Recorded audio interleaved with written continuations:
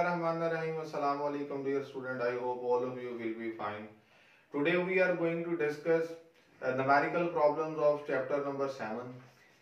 हमने स्टेटमेंट यहाँ पर लिखी हुई है क्वेश्चन की. क्वेश्चन है जी 100 gram body hung on a spring elongates the spring by 4 centimetre.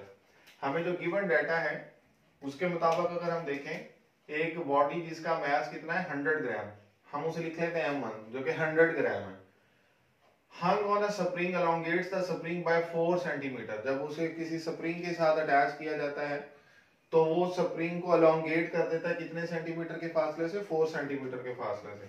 हम इसको नाम देते हैं एक्सटेंशन. एक्सटेंशन x से रिप्रेजेंट की जाती है. इसको हम कहते हैं कि 4 सेंटीमीटर उसने फासला तय किया और सेंटी की जगह पर आप 10⁻² लिख सकते हैं और ये मीटर में कन्वर्ट हो जाएगा. इसी बात को समझने के लिए हम यहाँ पर एक छोटा सा स्कीमेटिक भी बना लेते हैं कि हमारे पास ये एक स्प्रिंग है. ये स्प्रिंग अपनी नॉर्मल पोजीशन में इस पॉइंट पर था. हमने क्या किया, हमने इसके साथ एक मास अटैच किया. इस हुक के साथ हमने एक मास अटैच किया जो कि क्या है 100 ग्राम और उसको मैं कहता हूँ ये m1 है. और इस m1 को इसके साथ अटैच करने से क्या हुआ, स्प्रिंग अलोंगेट हुआ, नीचे की तरफ गया. स्प्रिंग अलोंगेट इस पोजीशन से अगर मैं कहता हूं कि वो नीचे की तरफ गया और उसने यहां से यहां तक जो फासला तय किया उसको हम कहते हैं x. अगर आप इसको इमेजिन करें कि ये स्प्रिंग अलोंगेट हो गया है 4 सेंटीमीटर, तो हम ये कह सकते हैं कि अलोंगेट क्यों हुआ, क्योंकि इस स्प्रिंग पर इस मास ने एक फोर्स लगाई जो कि दरअसल इसके वेट के बराबर है. W = mg. हम ये कहते हैं कि इस मास m1 को नीचे की तरफ एक फोर्स जिसको हम कहते हैं इसका वेट W वो इस पर एक्ट किया और हम ये कहते हैं कि ये नीचे की तरफ अलोंगेट कर गया. कहता है उसके बाद when a certain object is hung on the spring, अगर उसी स्प्रिंग पर हम कोई एक और मास अटैच करें एंड सेट वाइब्रेटिंग, और उसको वाइब्रेटिंग के लिए हम कह रहे हैं कि वो सेट हो जाए, इट्स पीरियड इज 0.568 सेकेंड. तो उसका जो टाइम पीरियड होता है वो 0.568 सेकेंड हो जाता है. What is the mass of the object putting on the spring, जो आपने उस स्प्रिंग के साथ नया मास अटैच किया जिसको हम कह रहे हैं m2. ये वो है जो हमने डिटरमिन करना है स्टूडेंट. नया मास जो हमने अटैच किया और उसको सेट किया और वो वाइब्रेट करने लग पड़ा. जब वो अपनी मीन पोजीशन के अबाउट ऑसिलेट कर रहा होगा तो कहते हैं कि उसका टाइम पीरियड ये हमें गिवन है. ये देख लें, उसका टाइम पीरियड हमें बताया गया है. जब टाइम पीरियड हमें पता है तो कहता है उस टाइम पीरियड से हम ये डिटरमिन करेंगे कि वो जो नया मास अटैच किया है जिसको मैंने m2 का नाम दिया कि उसकी वैल्यू क्या होगी. स्टूडेंट बड़ा आसान सा कॉन्सेप्ट है. हम लोगों ने ये बात पढ़ी हुई है कि जब कभी भी किसी स्प्रिंग जिसका कांस्टेंट k हो उस पर अगर एक फोर्स लगे F = kx, हमने उसको पढ़ा हुआ है कि हमारे पास एक फोर्स लगती है स्प्रिंग जिसका कांस्टेंट k है जब वो कोई फासला तय करता है x. क्यों? क्योंकि उसके वेट ने डाउनवर्ड डायरेक्शन में उस पर एक्ट किया. तो हम कहेंगे k किसके इक्वल आ जाएगा, F/x के इक्वल आ जाएगा. बेटा फोर्स कौन सी है जो यहां पर हम लिख चुके हैं, वो किसके इक्वल है, m1g के इक्वल है. ये उसका वेट है दरअसल जो उसे नीचे की तरफ अलोंगेट करता है स्प्रिंग को, डिवाइडेड बाय x. तो स्टूडेंट यहां पर हम वैल्यूज पुट करेंगे. देखिए मास था m1 100 ग्राम, हम इसको किलोग्राम में कन्वर्ट करते हैं. देखिए हमें किलोग्राम चाहिए, ग्राम के साथ किलो चाहिए. हम किलो के साथ मल्टीप्लाई भी कर दें, किलो के साथ डिवाइड भी कर दें. जो मल्टीप्लाई होगा वो किलोग्राम आ जाएगा. जो डिवाइड वाली k की वैल्यू उसकी जगह पर आप 1000 लिख सकते हैं. तो 100 डिवाइडेड बाय 1000 क्या आ जाएगा, 0.1 किलोग्राम. ये m1 की वैल्यू आ जाएगी. m1 की वैल्यू आ जाएगी 0.1 किलोग्राम. ये हमारे पास क्या आ जाएगा, m1 आ जाएगा. g की वैल्यू स्टूडेंट हमें पता है क्या होती है, 9.8 metre per second square. x जो उसमें एलोंगेशन हुई थी वो हमें, या एक्सटेंशन हुई थी वो हमें गिवन है 4 सेंटीमीटर. तो वो हम वैल्यू यहाँ पर पुट करेंगे 4 × 10⁻² मीटर. इसको स्टूडेंट सिंपलीफाई करेंगे तो हमारे पास k का एक आंसर आ जाएगा. k जो हमारा स्प्रिंग कांस्टेंट है स्टूडेंट, इसका जो आंसर आएगा वो आ जाएगा 24.5 न्यूटन पर मीटर. ये हमारे पास उस स्प्रिंग का कांस्टेंट आ जाएगा जिसकी वैल्यू 24.5 है. ये स्टूडेंट आप कैलकुलेट कर लीजिएगा. इसको कैलकुलेटर से आप कैलकुलेट करेंगे तो आपको ये आंसर पता चल जाएगा. अब स्टूडेंट हमने क्या करना है, इस स्प्रिंग का कांस्टेंट मालूम कर लिया हमने, असल पे इसके बाद इस मास को रिमूव कर दिया, इसके ऊपर कोई एक और मास m2 अटैच किया, और उस मास m2 को नीचे की तरफ अगर हम कहते हैं कि करके हम छोड़ दें और वो वाइब्रेट करना लग पड़े, यानी कि उसकी ऑसिलेशन शुरू हो जाए, तो उसका टाइम पीरियड हमें गिवन है कि उसका ऑसिलेशन का टाइम पीरियड क्या है, तो हमने उस m2 की वैल्यू को मालूम करना है। स्टूडेंट टाइम पीरियड का फार्मूला क्या है, हम लोगों ने पढ़ा हुआ टाइम पीरियड होता है t equals to 2 pi m over k root under root, यही होता है ना स्टूडेंट। अब स्टूडेंट हमने कौन सा मास अटैच किया था जिस पर उसने वाइब्रेशन स्टार्ट की थी, वो हमने स्टार्ट अटैच किया था m2, m1 को तो हमने रिमूव कर दिया था। तो यहां से स्टूडेंट हम बड़ी आसानी के साथ अगर इक्वेशन की दोनों साइड पर स्क्वायर ले लें तो ये हमारे पास बन जाएगा T square equals to 2 pi m2 over k under root और इसका स्क्वायर। तो स्टूडेंट रिजल्ट क्या आ जाएगा, T square equals to 4 pi square और ये स्क्वायर रूट से कैंसिल हो जाएगा, m2 ओवर k वैसे ही आ जाएगा। यहां से स्टूडेंट हम m2 की वैल्यू निकालना चाहते हैं, तो यहां से अगर हम m2 की वैल्यू निकालना चाहते हैं तो k m2 equals to k T square और ये 4 पाई स्क्वायर इधर आ गया, डिवाइड हो जाएगा। लेकिन स्टूडेंट हमने यहाँ पर सिर्फ वैल्यूज पुट करनी है, k की वैल्यू हम निकाल चुके थे कितनी 24.5, तो 24.5 हमारे पास k की वैल्यू आ गई।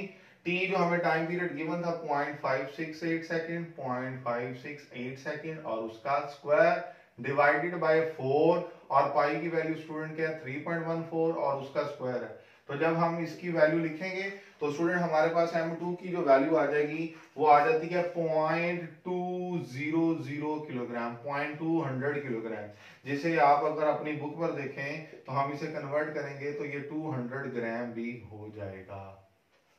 तो ये हमारे पास स्टूडेंट, चाहे आप इसको आंसर इस तरह से लिखें या इस तरह से लिखें, दोनों केसेस में हम कहेंगे कि आंसर हमारा बिल्कुल ठीक है।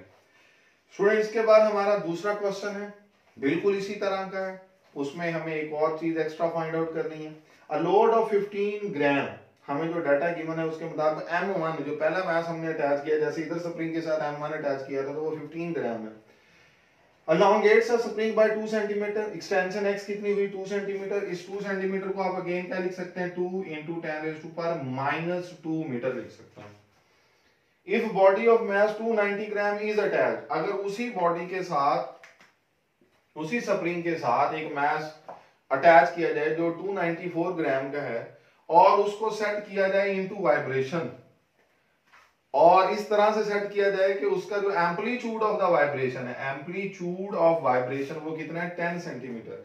स्टूडेंट हमें पता है एम्पलीट्यूड हम कहते हैं मीन पोजीशन से एक्सट्रीम पोजीशन तक मैक्सिमम डिस्प्लेसमेंट होता है। तो इस केस में हमारे पास एक्स नॉट, उसको हम नाम देते हैं जो कि एम्पलीट्यूड है, वो कितना है 10 सेंटीमीटर, उसने हमें खुद बताया 10 सेंटीमीटर, जिसे आप क्या लिख सकते हैं 10 इंटू 10⁻⁻2 मीटर लिख सकते हैं, सेंटी से मीटर में कन्वर्ट हो जाएगा। और वो मास कितना था m2 294 ग्राम।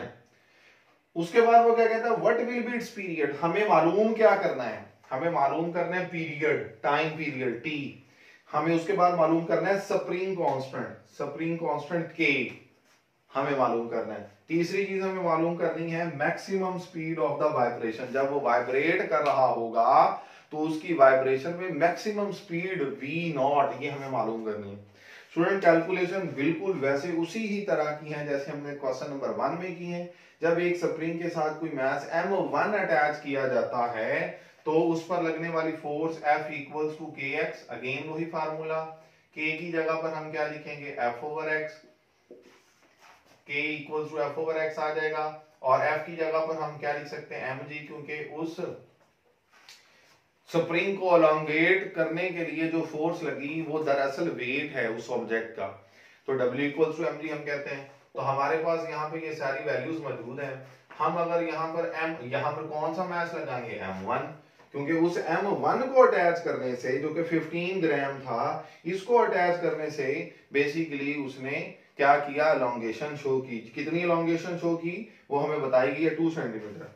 देखिए अगेन इसको भी हम अगर हम किलोग्राम में कन्वर्ट करेंगे तो वही प्रोसीजर है, 15 इसे किलो से मल्टीप्लाई कर दें और डिवाइड भी कर दें। जब आप इसे किलो से डिवाइड करेंगे तो हमारे पास जो भी आंसर आएगा हम उसको 0.015 ये किलोग्राम आ जाएगा।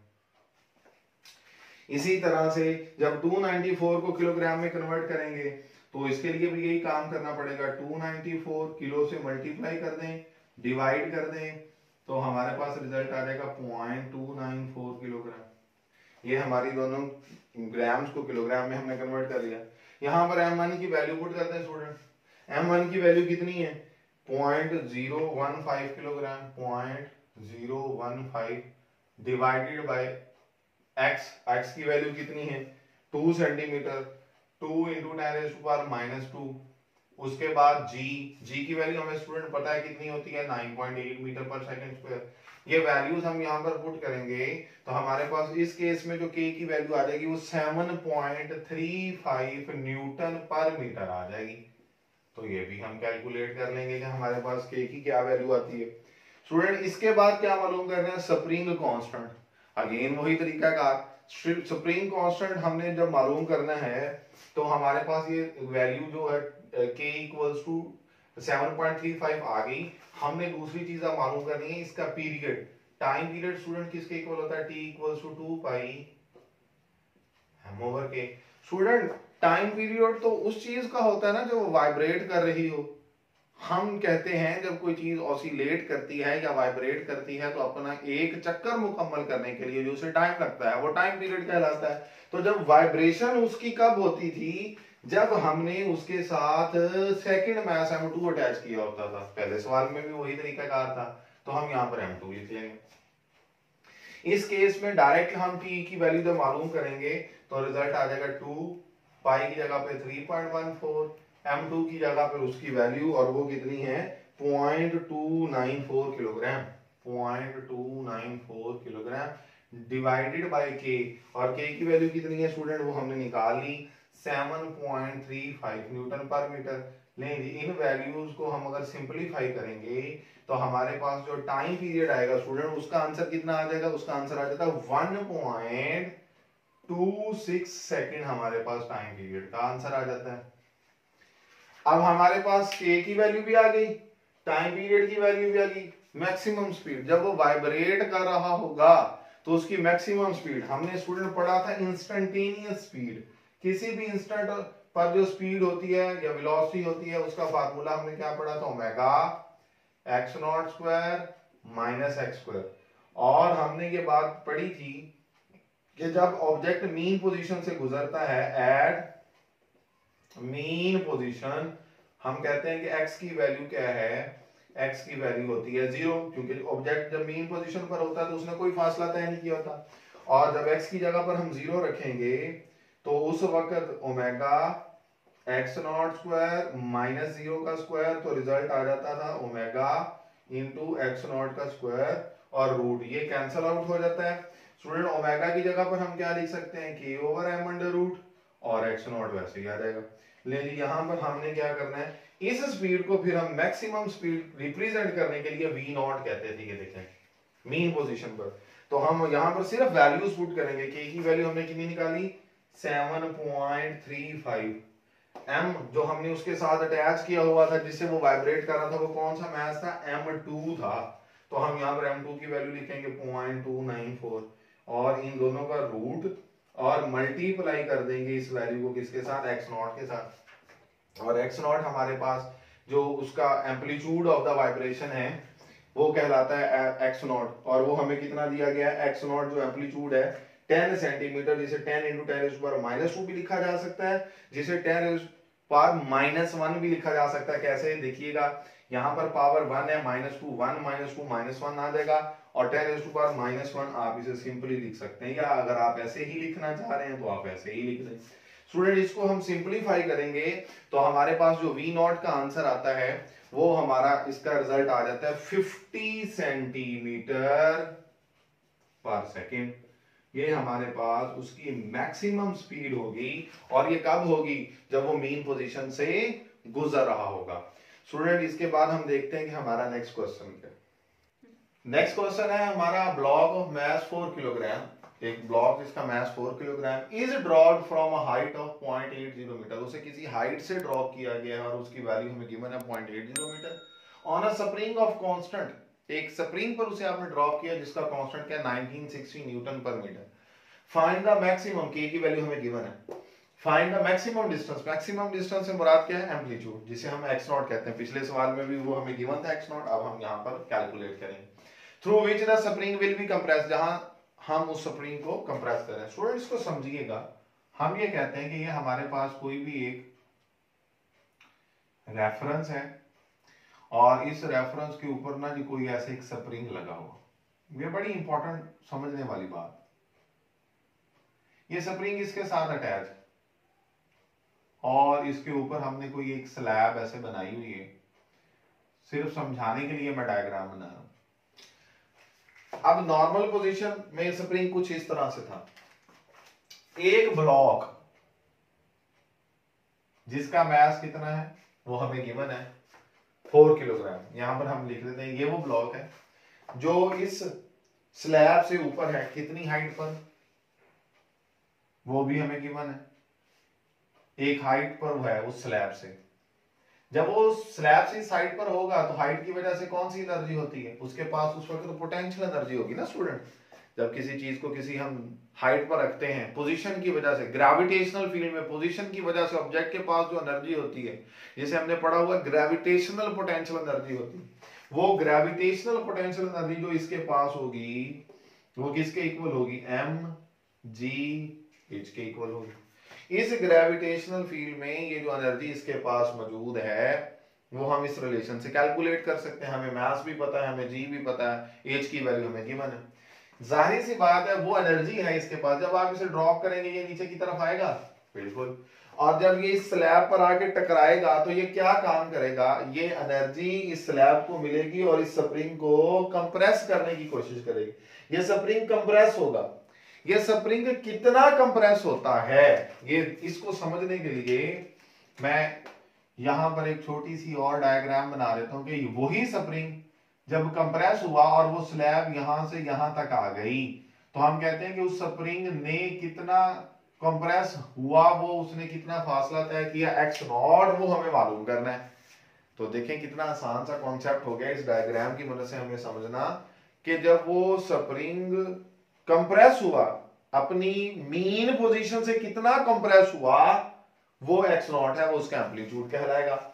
और स्टूडेंट हमें इस बात का भी पता है कि जो हमारे पास energy conservation in simple harmonic motion में हमने टॉपिक पढ़ा था, हमने जहां पर एक मास स्प्रिंग सिस्टम की बात की थी, हमने कहा था कि ऑब्जेक्ट के पास मैक्सिमम पोटेंशियल एनर्जी किसी भी इंस्टेंट ऑफ टाइम पर जो होती है, पोटेंशियल एनर्जी वो किसके इक्वल होती है, हाफ के एक्स नॉट के स्क्वायर। स्टूडेंट देखें क्या होगा, ये पोटेंशियल एनर्जी जो है हमारे पास ग्रेविटेशनल पोटेंशियल एनर्जी है। मैं इसको समझाने के लिए यहां पर जी लिख भी देता हूं कि ये ग्रेविटेशनल पोटेंशियल एनर्जी है जो ब्लॉक एम के पास थी किसी हाइट पर होने की वजह से, और ये कौन सी है, इलास्टिक पोटेंशियल एनर्जी है। वो ग्रेविटेशनल पोटेंशियल एनर्जी किस में कन्वर्ट हुई, इलास्टिक पोटेंशियल एनर्जी में कन्वर्ट हुई। जितनी ग्रेविटेशनल पोटेंशियल एनर्जी कम हुई वो सारी की सारी किस में कन्वर्ट होगी, इलास्टिक पोटेंशियल एनर्जी में। तो स्टूडेंट जैसे हमने पहले पढ़ा हुआ है कि ये दोनों इसमें कमी इसमें इजाफे के बराबर है, तो हम इसे लिख सकते हैं कि M G H equals to half K X naught square. अभी स्टूडेंट हमें मालूम क्या करना है, एक्स नॉट, तो ये 2 इधर जाकर मल्टीप्लाई हो जाएगा 2 mgh और k इधर आके डिवाइड हो जाएगा equals to X naught square. Student दोनों साइड पर अगर हम स्क्वायर रूट ले लें तो मैं यहां पर इक्वेशन के इधर रूट ले लूं तो ये स्क्वायर स्क्वायर रूट से कैंसिल और ये हमारे पास फार्मूला बन जाएगा एक्स नॉट को कैलकुलेट करने का। ये रिजल्ट किसके बराबर आ जाएगा, एक्स नॉट। यहां पे वैल्यूज पुट कर दें, हमारे पास 2, वैसे ही m जो मास है वो कितना था 4 किलोग्राम, g की वैल्यू क्या है 9.8 metre per second square, h की वैल्यू कितनी थी वो भी हमें गिवन है 0.0880 मीटर डिवाइडेड बाय k की वैल्यू भी गिवन है कितनी है 1960 न्यूटन पर मीटर। ये सारी वैल्यू गर्ज के जब आप पुट करेंगे और उसका स्क्वायर रूट लेंगे तो हमारे पास एक्स नॉट की वैल्यू आ जाएगी। स्टूडेंट एक्स नॉट की वैल्यू हमारे पास कितनी आती है 0.18 मीटर। एक्स नॉट की वैल्यू आप कैलकुलेट करेंगे आपको पता लग जाएगा, इसका आंसर आ जाता है 0.18 मीटर। ये हमारा रिजल्ट हो जाएगा एक्स नॉट का। अब हम नेक्स्ट क्वेश्चन करते हैं स्टूडेंट। क्वेश्चन नंबर 5 है, बहुत आसान सा क्वेश्चन है। उसकी स्टेटमेंट है कि एक हमारे पास सिंपल पेंडुलम है और उस सिंपल पेंडुलम की जो लेंथ है वो हमें गिवन है कि length of the pendulum is 50 centimetre, जिसे आप 50 इंटू 10⁻⁻2 मीटर्स लिख सकते हैं। हमने क्या फाइंड आउट करना है, फ्रीक्वेंसी ऑफ इट्स वाइब्रेशन मालूम करनी है एक ऐसी जगह पर जहां पर जी की वैल्यू कितनी है, 9.8 metre per second square. Determine हमने क्या करना है, फ्रीक्वेंसी की वैल्यू। जाहिर सी बात है फ्रीक्वेंसी हमें पता है किसके इक्वल होती है, f इक्वल्स टू 1/t। अगर हम टाइम पीरियड डिटरमिन कर लेंगे तो उसकी वजह से हमें फ्रीक्वेंसी डिटरमिन करना बहुत आसान हो जाएगी। तो चूंकि टाइम पीरियड, चूंकि ये सिंपल पेंडुलम है, बड़ा आसान सा क्वेश्चन है। सिंपल पेंडुलम का टाइम पीरियड का फार्मूला हमने पढ़ा है, t equals to 2πl/g under root. अगर हम यहां से 2π की जगह पर उसकी वैल्यू पुट करें जो कि क्या है 3.14, और l जो लेंथ ऑफ द पेंडुलम है वो कितनी है 50 into 10⁻⁻2 metre, divided by g की वैल्यू कितनी है 9.8 मीटर पर सेकंड स्क्वायर। ये वैल्यू स्टूडेंट जब आप पुट करेंगे तो हमारे पास इसको सिंपलीफाई करेंगे तो जो टाइम पीरियड आ जाता है वो 1.44 सेकंड गालिबन आ जाता है। और जब हम उस टाइम पीरियड की वैल्यू की मदद से उसकी फ्रीक्वेंसी मालूम करेंगे जो 1/t होती है, तो 1/1.44 इक्वल्स टू 0.70 हर्ट्ज, ये हमारा आंसर आ जाएगा। ये हमारी क्या है उसकी फ्रीक्वेंसी। स्टूडेंट इसके बाद हम जो शॉर्ट आंसर क्वेश्चन है इसी टॉपिक से रेलिवेंट वो भी डिस्कस करते हैं, आइए देखते हैं। स्टूडेंट अब हमारे पास चैप्टर नंबर 7 के शॉर्ट आंसर क्वेश्चन है। ये सारी चीजें बेटा हमने पढ़ी हुई हैं, इसीलिए मैं सिर्फ आपको बहुत ज्यादा उसकी डिटेल नहीं बताऊंगा, आपको चंद एक बातें बताऊंगा, आपको अल्टीमेटली समझ आती जाएगी। पहला सवाल है कि name 2 characteristics of the simple harmonic motion. बेटा कितना आसान पॉइंट है कि सिंपल हार्मोनिक मोशन जो भी ऑब्जेक्ट करता है उसका एक्सेलरेशन डायरेक्टली प्रोपोर्शनल होता है डिस्प्लेसमेंट के, ये हमने पढ़ा हुआ है। फिर सेकेंडली आप ये कह सकते हैं कि उसका जो एक्सेलरेशन है वो डिस्प्लेसमेंट के तो डायरेक्टली प्रोपोर्शनल है और उसकी डायरेक्शन हमेशा टुवर्ड्स द मीन पोजीशन होती है। तो ये 2 पॉइंट हो गए। और हम इसको अगर एक भी मान लें तो दूसरा पॉइंट कि हर कोई ऑब्जेक्ट जो सिंपल हार्मोनिक मोशन करता है उसमें जो एनर्जी होती है, टोटल एनर्जी, वो हमेशा क्या रहती है, कंजर्व रहती है। तो ये दोनों पॉइंट हमने साथ एक ही क्वेश्चन के डिस्कस कर लिए हैं कि जो सिंपल हार्मोनिक मोशन ऑब्जेक्ट करता है उसकी कैरेक्टरिस्टिक्स क्या होती हैं। दूसरा क्वेश्चन है बेटा, does frequency depend on amplitude for harmonic oscillation. Harmonic oscillation की जो फ्रीक्वेंसी है क्या उसके एम्पलीट्यूड पर डिपेंडेंट होती है या नहीं होती है। देखिए बेटा हम लोगों ने ये बात पढ़ी है, क्वेश्चन नंबर 2 का जो आंसर हमने देखना है, हम कहते हैं कि अगर हम एक सिंपल पेंडुलम की बात करें तो सिंपल पेंडुलम का जो टाइम पीरियड होता है वो किसके इक्वल होता है, t equals to 2πl/g under root. और अगर हम इसकी फ्रीक्वेंसी मालूम करना चाह रहे हैं तो फ्रीक्वेंसी होगी 1/t और वो 1/2πl/g अंडर रूट होगा, जिसे हम फर्दर क्या लिख सकते हैं 1/2π और ये ऊपर जाके इन्वर्ट हो जाएगा, g/l हो जाएगा। तो सिंपल पेंडुलम की जो फ्रीक्वेंसी है वो डिपेंड किस पर करती है, g की वैल्यू पर और l की वैल्यू पर। वो एम्पलीट्यूड ऑफ द वाइब्रेशन पर डिपेंड कर रही है। एम्पलीट्यूड को तो हम x0 से रिप्रेजेंट करते थे, इस रिलेशन में कहीं x0 का जिक्र है नहीं है, तो फ्रीक्वेंसी जो होती है वो एम्पलीट्यूड ऑफ द वाइब्रेशन पर डिपेंडेंट नहीं होती। इसी के साथ अगर हम सिंपल पेंडुलम की बजाय मैस स्प्रिंग सिस्टम देख लें तो मैस स्प्रिंग सिस्टम में भी स्टूडेंट हमने पढ़ा कि हमारे पास जो टाइम पीरियड होता है t वो किसके इक्वल होता है 2πm/k अंडर रूट। और अगर हम फ्रीक्वेंसी मालूम करना चाह रहे हैं जो कि 1/t होगी तो 1/2πm/k अंडर रूट, जिसको अगर हम सिंपलीफाई करें तो आप लिख सकते हैं 1/2π और ये m/k इन्वर्ट होके k/m बन जाएगा। यहां पर अगर हम देखें तो मैस स्प्रिंग सिस्टम की जो फ्रीक्वेंसी है वो k स्प्रिंग कांस्टेंट पर डिपेंड करती है और m उसके साथ जो अटैच किया गया मैस होता है उस पर डिपेंड करती है। यहाँ पर भी वो फ्रीक्वेंसी पर डिपेंडेंट नहीं होती। तो दोनों सिचुएशन में हमने देख लिया कि फ्रीक्वेंसी जो है वो एम्पलीट्यूड ऑफ द वाइब्रेशन से ही इंडिपेंडेंट होती है। स्टूडेंट इसी के साथ हम क्वेश्चन नंबर 3 करते हैं। क्वेश्चन नंबर 3 है, can be realise an ideal simple pendulum. Ideal simple pendulum की कंडीशंस क्या थी, ये हमने सिंपल पेंडुलम पढ़ते हुए भी डिस्कस किया है। उसने कहा है कि जो एक पेंडुलम होता है वो आइडियल कब कंसीडर किया जाता है, जब उसकी बॉब जो है वो स्मॉल भी हो एंड हैवी भी हो। भाई ये दो कंडीशन साइमल्टेनियसली आप कैसे फुलफिल कर सकते हैं? जो चीज हैवी होगी वो स्मॉल तो नहीं हो सकती, डेफिनेटली उसका मास कुछ ना कुछ हैवी करने के लिए उसके साइज को तो हम कहेंगे ना कि वो बड़ा होगा। इसी तरह से वो ये कहता है कि उसे जिस फिक्स सपोर्ट के साथ अटैच किया जाए वो फ्रिक्शनलेस हो, और जो उस धागे के साथ अटैच किया जाए वो मैसलेस भी हो और इनएक्सटेंसिबल भी हो। मैसलेस एंड इनएक्सटेंसिबल। भाई ये दोनों चीजें भी हम पूरी नहीं कर सकते। क्यों नहीं कर सकते? क्योंकि एक तो उस थ्रेड का कोई ना कोई मास होगा, और इनएक्सटेंसिबल हमको कहता है कि उसके अंदर उसकी लेंथ में वेरिएशन नहीं आनी चाहिए, यानी में उसमें कोई एक तरह की इलास्टिसिटी नहीं होनी चाहिए। तो और जो वो ये कहता है ना कि फ्रिक्शनलेस और रिजिड सपोर्ट के साथ अटैच करना है, तो मतलब धागे को हमने नॉड नहीं देनी। अगर नॉड लगा देंगे तो वो हम ये कहेंगे कि हमारे पास आइडियल कंडीशन पूरी नहीं होगी। तो स्टूडेंट ये वो सारी बातें हैं जो हम फुलफिल साइमल्टेनियसली नहीं कर सकते, इसीलिए हम कहते हैं कोई हमारे पास कंडीशन आइडियल नहीं होती।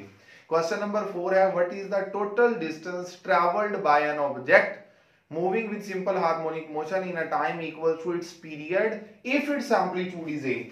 अगर यही एक पेंडुलम है और अगर हम ये कहें कि ये ऑसिलेट कर रहा है और इसकी ऑसिलेशन में जब एक वाइब्रेशन मुकम्मल होती है तो इसे टोटल हम कहेंगे ये कितना फासला तय करता है अगर उसका एम्पलीट्यूड ए हो। देखें स्टूडेंट मीन पोजीशन ये है, ये एक्सट्रीम पोजीशन है, ये भी एक्सट्रीम पोजीशन है।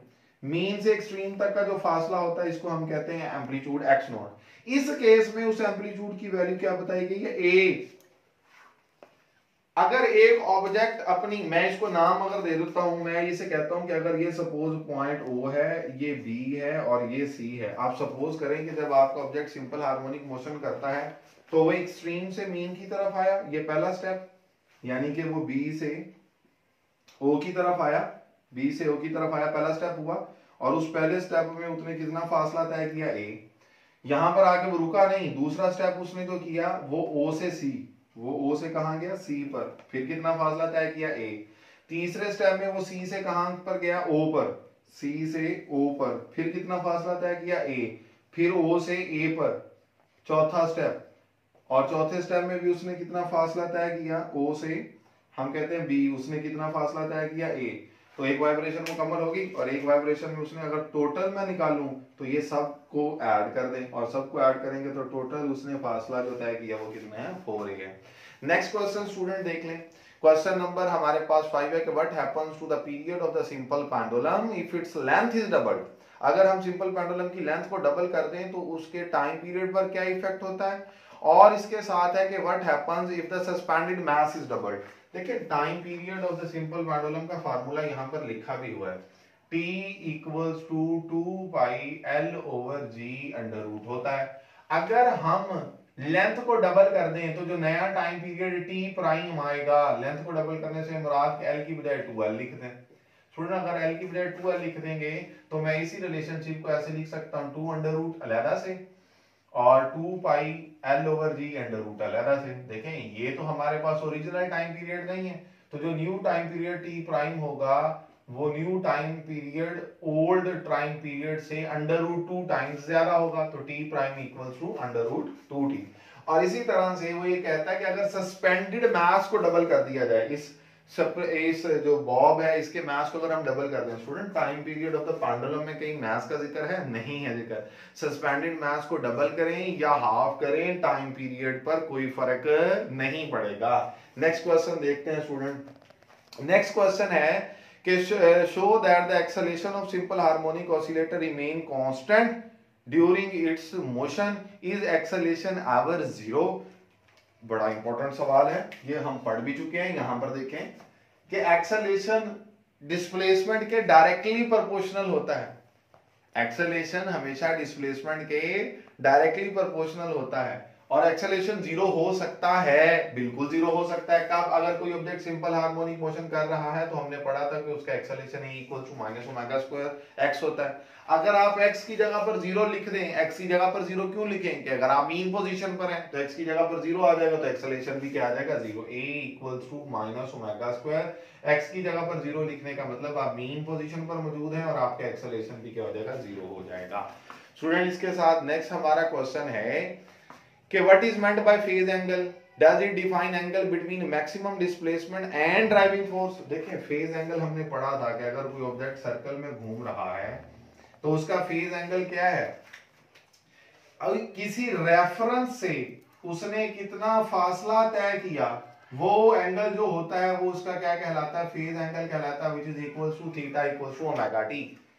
हम कहते हैं the angle theta equals to omega T which specifies the displacement as well as the direction of the point executing simple harmonic motion is called phase angle।